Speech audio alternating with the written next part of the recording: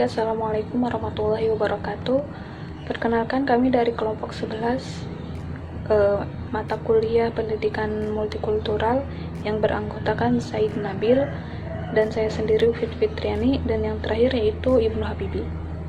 Nah, dalam kesempatan kali ini kami akan membahas mengenai pendekatan pendidikan multikultural sebagai resolusi konflik.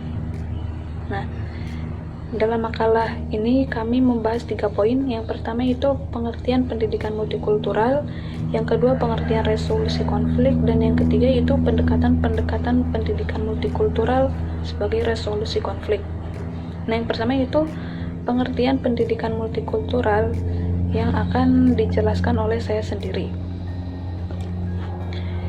Yang pertama yaitu pengertian dari multikultur itu sendiri. Jadi multikultur ini merupakan kata dasar, yaitu terdapat 2 kata dasar. Yang pertama itu multi, yang artinya banyak, beragam, beraneka, dan yang kedua yaitu kultural, yang berartikan kebudayaan, kesopanan atau pemeliharaan.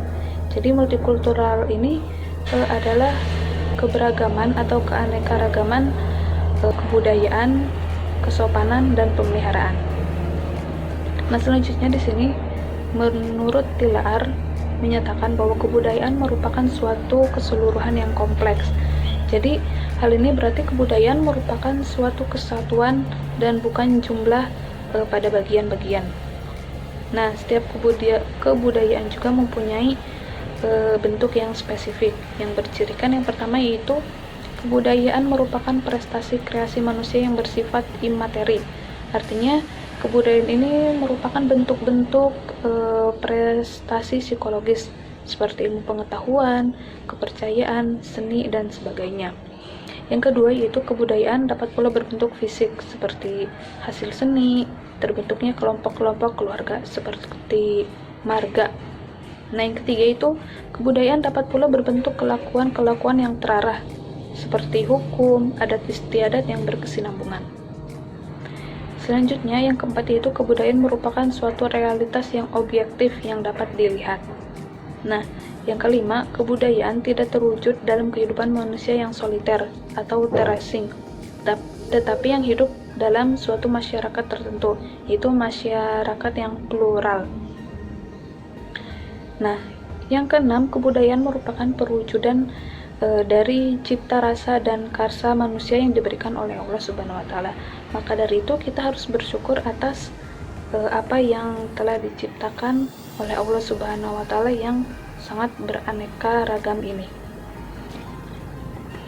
Selanjutnya, pengertian pendidikan multikultural menurut Azra, yaitu pendidikan multikultural sebagai pendidikan tentang keragaman kebudayaan dalam meresponi perubahan demografis dan kultural lingkungan masyarakat tertentu atau bahkan dunia secara keseluruhan.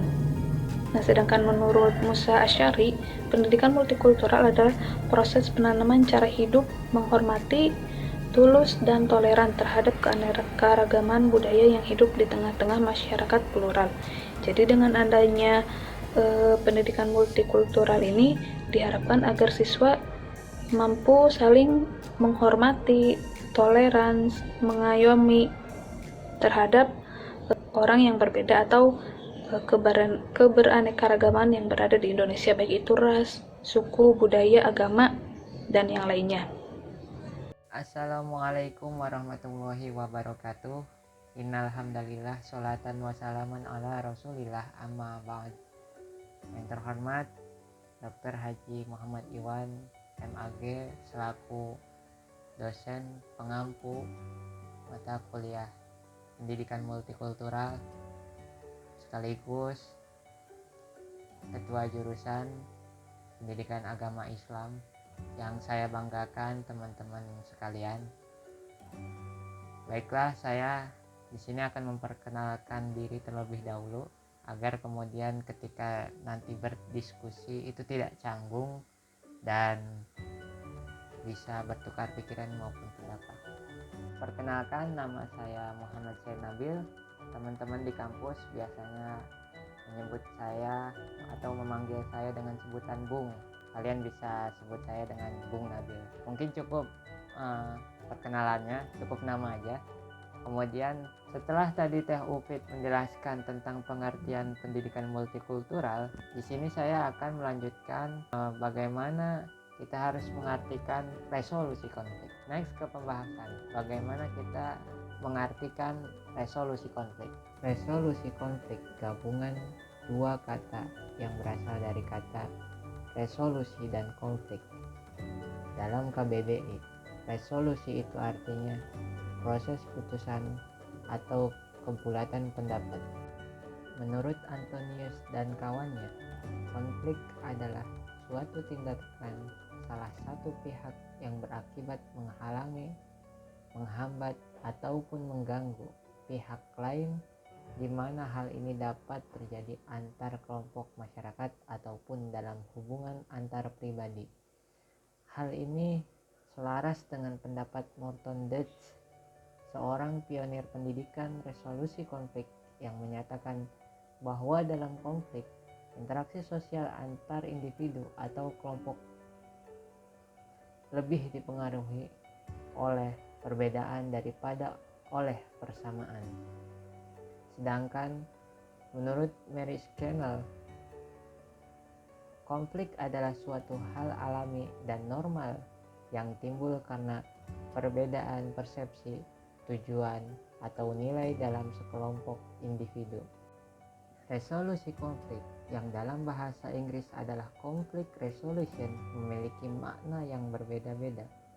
Menurut para ahli yang fokus meneliti tentang konflik dengan tahapannya, Stewart Levin mengemukakan resolusi konflik adalah tindakan mengurai, kemudian pemecahan, kemudian penghapusan atau penghilangan suatu permasalahan. Sedangkan Weizmann mendefinisikan resolusi konflik sebagai sebuah tindakan pemecahan masalah bersama, atau bisa disebut solve a problem together. Lain halnya dengan Fisher yang menjelaskan bahwa resolusi konflik adalah usaha menangani sebab-sebab konflik dan berusaha membangun hubungan baru yang bisa tahan lama di antara kelompok-kelompok yang berseteru. Dari apa-apa yang sudah diuraikan menyoal resolusi konflik menurut para ahli, itu teman-teman bisa simpulkan dan gabungkan sendiri apa itu resolusi konflik. Jadi, output dari pembahasan kali ini tentang pendekatan pendidikan multikultural sebagai resolusi konflik itu pada intinya bagaimana kemudian menjawab, mengurai, ataupun menghapus permasalahan-permasalahan dengan menggunakan pendekatan pendidikan multikultural. Mungkin cukup sekian dari saya, kurang lebihnya nanti kita bisa diskusikan atau komen di kolom komentar. Terima kasih atas segala perhatian, mohon maaf atas segala kekurangan. Allahul muwafiq ila aqwamit thoriq, tsumma billahi taufiq wal hidayah. Wassalamualaikum warahmatullahi wabarakatuh. Baiklah, selanjutnya pemakalah pada materi kali ini akan diisi oleh saya sendiri, Ibnu Habibi Hibatullah, yang mana saya akan menjelaskan mengenai pendekatan pendidikan multikultural terhadap resolusi konflik. Banks pada tahun 1993 mengemukakan 4 pendekatan yang mengintegrasikan materi pendidikan multikultural ke dalam kurikulum maupun pembelajaran di sekolah, yang bila dicermati relevan untuk diimplementasikan di Indonesia. Di antaranya yang pertama itu pendekatan kontribusi, the contributions approach. Level ini yang paling sering dilakukan dan paling luas dipakai dalam fase pertama dari gerakan kebangkitan etnis. Lalu yang kedua, pendekatan aditif, additive approach. Pada tahap ini dilakukan penambahan materi, konsep, tema, perspektif terhadap kurikulum tanpa mengubah struktur, tujuan, dan karakteristik dasarnya. Lalu yang ketiga, pendekatan transformasi, the transformation approach, yang mana pendekatan transformasi ini mengubah asumsi dasar dari kurikulum dan menumbuhkan kompetensi dasar siswa dalam melihat konsep, isu, tema, dan problem dari beberapa perspektif dan sudut pandang etnis. Dan yang terakhir, keempat, pendekatan aksi sosial. The social action approach mencangkup semua elemen dari pendekatan transformasi, namun menambah komponen yang mempersyaratkan siswa membuat aksi yang berkaitan dengan konsep, isu, atau masalah yang dipelajari dalam unit. Selanjutnya menurut Kogan yang dalam bukunya pada tahun 1989,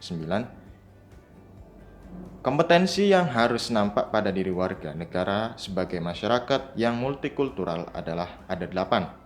Yang pertama, kemampuan mengenal dan mendekati masalah sebagai warga masyarakat global.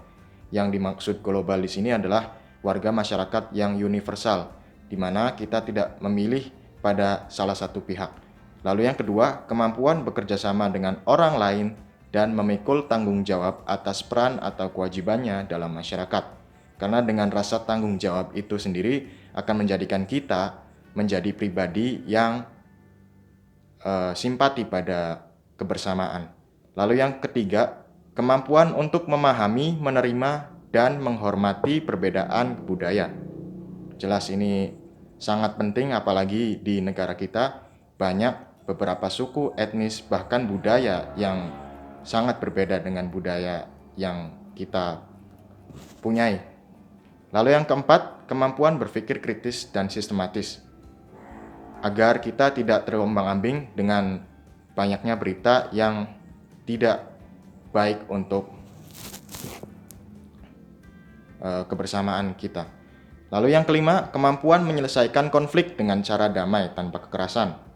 Lalu yang keenam, kemampuan mengubah gaya hidup dan pola makanan pokok yang sudah biasa digunakan untuk melindungi lingkungan. Yang ketujuh, memiliki kepekaan terhadap mempertahankan HAM, hak asasi manusia. Lalu yang terakhir, kemauan dan kemampuan berpartisipasi dalam kehidupan politik pada tingkat pemerintah lokal, nasional, dan internasional.